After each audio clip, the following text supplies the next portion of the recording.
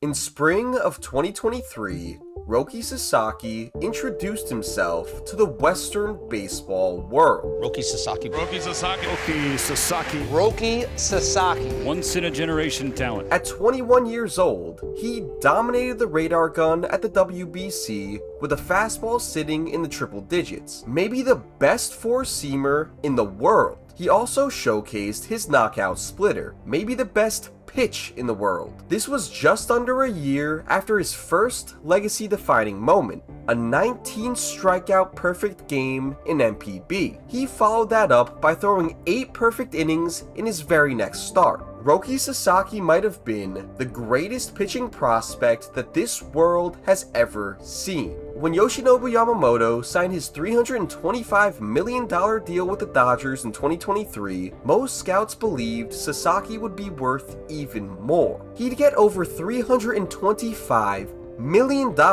as a 21-year-old with zero MLB experience had he been on the open market. Flash forward to right now, and Roki has the single worst fastball in MLB. It went from triple digits to low 90s seemingly overnight, and it's been shellacked nearly every outing. When he throws a scoreless inning, it feels like dumb luck rather than dominance. He's certainly in the discussion for worst starting pitcher in MLB thus far in 2025. He's dealt with serious arm injuries before and since coming across the Pacific. And on top of all that, many baseball fans are already celebrating his rapid downfall. How could so much have gone wrong from his age 21 season to age 23? Was the hype undeserved? Or does he still have a pathway to living up to those impossible superlatives from the WBC? I'm writing this video 8 starts into Sasaki's MLB career. No other prospect would be getting grilled like this after a month and a half of games. No other 23-year-old would be written off as broken. It might not be fair, but that's all because no other 21-year-old built a reputation the way Sasaki did earlier this decade. The generational hype that once surrounded him is essential to his story. Roki Sasaki was a national hero and one of the biggest superstars in Japan years before he broke out on the global stage. And like most heroes, his story is rooted in tragedy. On March 11th, 2011, the 9.1 magnitude Tohoku earthquake and the resulting tsunami killed nearly 20,000 in Japan. It was an event so tragic that it's now referred to by its date alone. Roki was just 9 years old, and he lost his father and paternal grandparents on that day. His hometown of Rikuzen Takata was devastated. Him, his brother, and his mother rebuilt their lives across the next couple of years in Ofunado, where Roki worked at the craft of pitching to cope with his loss. The Koshien tournament is a century-old national tradition unlike any in Japan. It's like March Madness but for high school baseball. 32 local champions face off in a single elimination tournament for the national championship. As Sasaki emerged as one of the top middle school talents, he got offers from the nation's top high schools, but Roki stuck with the relatively uncompetitive Ofunado High, finishing out his amateur career with the teammates who helped him navigate his darkest times. His feats in the regional tournament include a 6-inning no-hitter, a 12-inning complete game where he struck out 21 batters and hit the game-winning homer, and a 15-strikeout complete game to win the semis. In the finals, Ofunado fell to Shohei Ohtani's alma mater, a massive baseball development school that had recruited Sasaki. Roki didn't pitch in the game, with his manager choosing to rest his arm. Sasaki could have gone to the bigger school, played for the national championship, and grew his brand, but he cared more about playing with his teammates. Despite failing to make it out of the regional round, Sasaki was the prospect in the draft class. He broke Ohtani's high school pitch velocity record, earning him the title Reiwa no Kaibutsu, or the Monster of the Reiwa era. This nickname is reserved for the top talent of the current imperial reign. Under the previous emperor, the Heisei no Kaibutsu title belonged to Daisuke Matsuzaka, and if you know anything about Japanese baseball, you understand just how important Daisuke was. This title is a massive deal, signifying Sasaki as a true generational talent in Japan. 4 different teams selected him with their first-round pick in the 2019 MPB draft. and the Chiba Marines won the lottery for the right to sign him. Roki didn't pitch in the 2020 season to preserve his arm, and he made just 11 starts in 2021, but he was already one of the better pitchers in MPB as a teenager. His true professional breakout came on April 10th, 2022. The 20-year-old threw a 19-strikeout perfect game against the Oryx Buffaloes, who went on to win the Japan Series later that year. Masataka Yoshida, who struck out just 26 times the year before, struck out 3 times in this game against Sasaki. Roki's 19 strikeouts tied the NPB record, and his perfect game was the league's first non-combined perfecto since 1994. He also set the MPB record by striking out 13 consecutive batters. His game score of 106 is the highest in recorded professional history, even higher than Kerry Wood's MLB high watermark from his 20 strikeout game. But Sasaki wasn't done just yet. In his very next start, Roki threw 8 more perfect innings against the Ham Fighters. He struck out 14 more batters, including striking out the side in the 8th inning, after which he was pulled because the game was tied 0-0. The Marines went on to lose in the 10th inning, so it was unlikely that Sasaki would have finished the perfect game regardless of the manager's decision. He ultimately retired 52 consecutive batters before allowing a hit against the first batter in his next start. Sasaki's 2022 stats were absolutely ridiculous. 173 strikeouts to 23 walks in just 20 starts. An ERA near 2, a FIP below 150. He was excellent at striking batters out, controlling contact, and commanding the baseball. Pretty much every aspect of his pitching was already elite at just 20 years old. And in 2023, he got even better.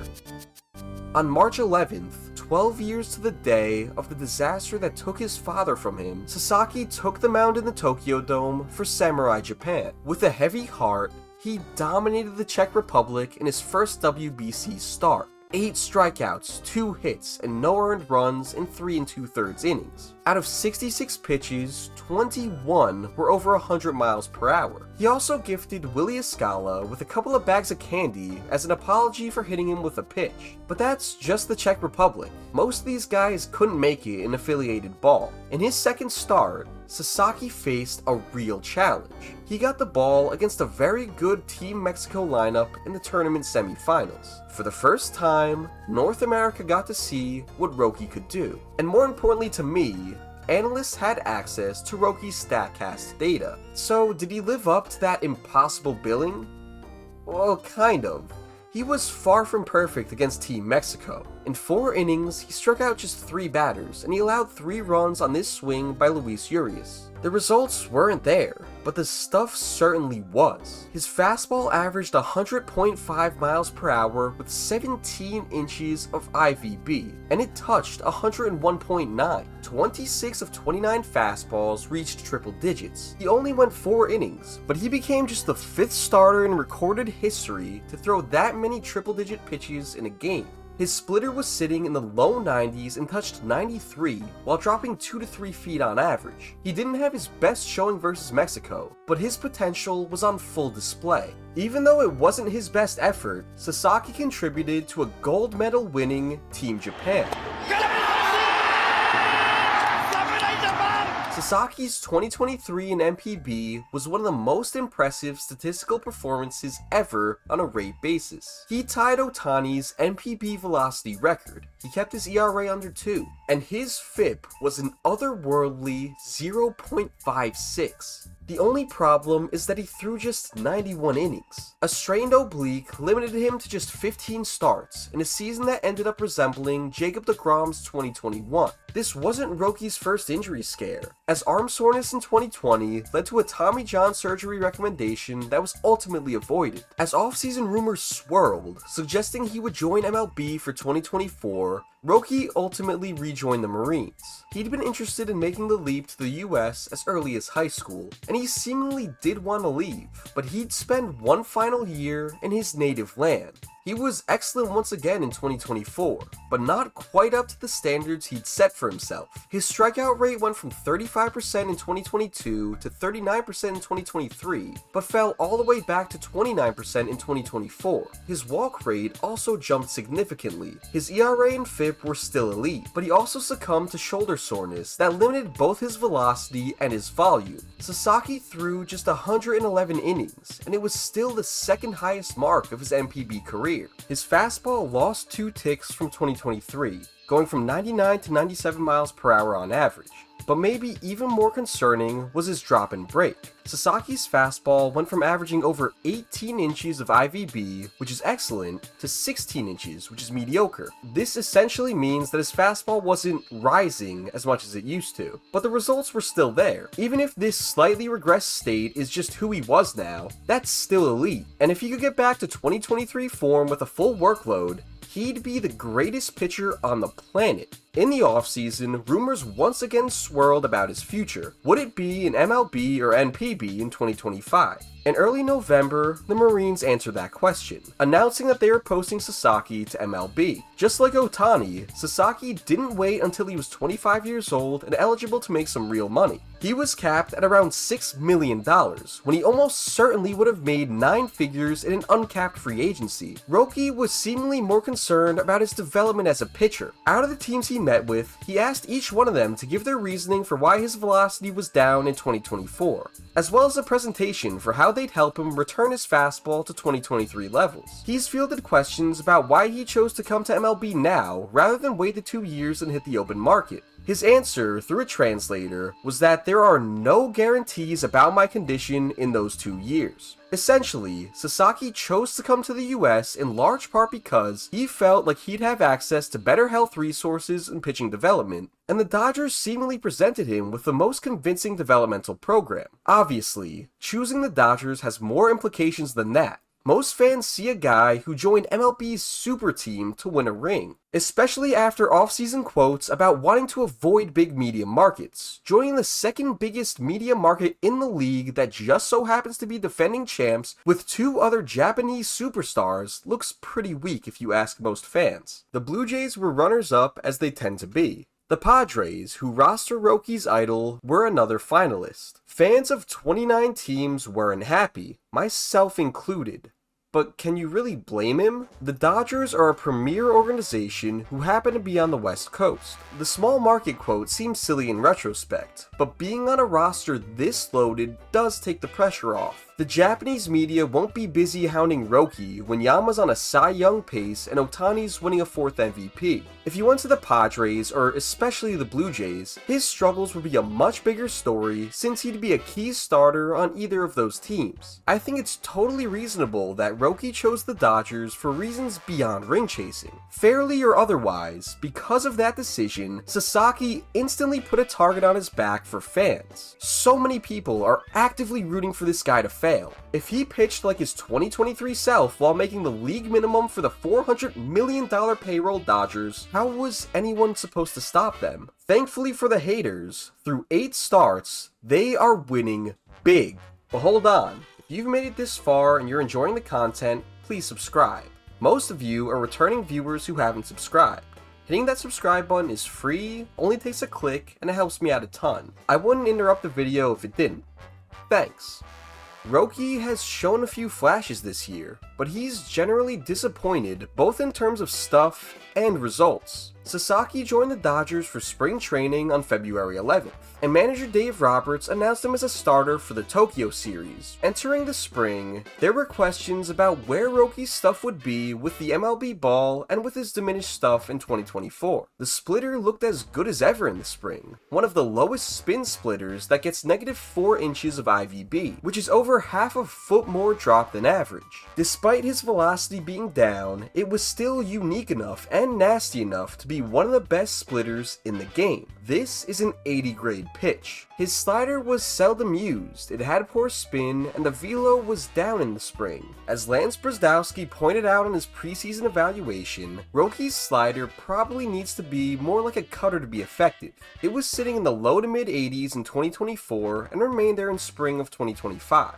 Check out Lance's vids for a more thorough breakdown of Sasaki's stuff. His channel is where I got a lot of Roki's NPB pitch data from. The most important pitch of Roki's repertoire is undoubtedly his fastball. It's the tone setter that allows his split to be so effective. His fastball velo was fine in the spring, sitting 97 like he did in 2024, but the movement profile was just bad. The IVB was down another 2 inches from 2024, and the horizontal break was down 4 more inches. Lance and others repeatedly pointed out in spring that his fastball shape was concerning. It doesn't break enough in either direction to generate whiffs. The only way a pitch like this can be effective is by constantly sitting in the high 90s and having other pitches to work it off of. Paul Skeens, for example, doesn't get many whiffs with his fastball because of its poor shape, but he does generate weak contact because it works off his other pitches, and it's 100 miles per hour. So Roki's got this elite splitter, an ineffective slider, and a precarious velo-reliant fastball. Did that pitch mix play once the games actually started?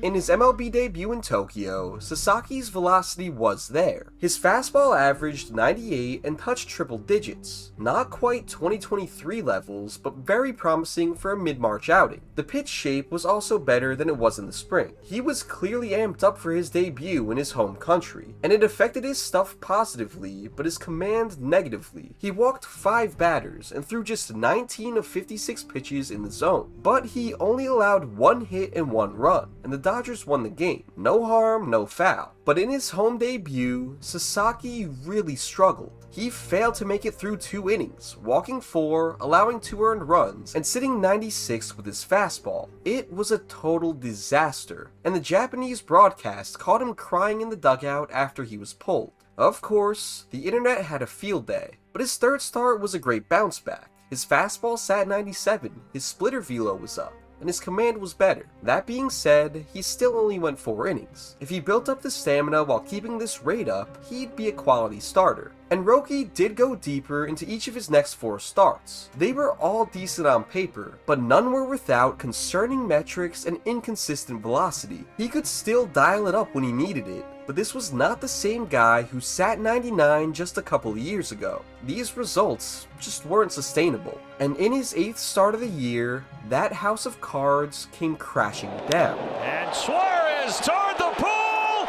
Goodbye! 4 innings and 5 earned runs isn't the worst start ever on paper, but his fastball was totally ineffective. He threw it 22 times and got 0 whiffs. Not a single D-back struck out that day against the former phenom. Through 8 starts, Sasaki generated whiffs on 10.1% of his 4-seamers. That's ranked 104th out of 104 pitchers who've thrown at least 200 fastballs. Dead last. The 2024 regression was certainly concerning, but I don't think anyone thought his numbers would get this bad. After this start, he was placed on the injured list with a shoulder impingement. His timetable is uncertain, and Roberts said it'll be a while before he throws again. So where do I even begin? Roki's regression last year was attributed to health, and I think the entire sport expects the other shoe to drop at some point with a serious arm surgery. And who knows if his 2023 mechanics were ever sustainable. Obviously, he's been diagnosed with his shoulder issue, something's wrong right now, but he also missed time with a similar shoulder issue last year, and I have to wonder if he was healthy at all this year, or just pitching through the same issue until he couldn't hide it anymore. Has he been compensating for some sort of arm pain since 2024? Do his past oblique or elbow injuries have anything to do with this? This dark cloud hanging over Roki's right arm is preventing any type of immediate development. Even if he never returns to 2023 form, his splitter and fastball combo would work fine as long as he's throwing with decent velo and command.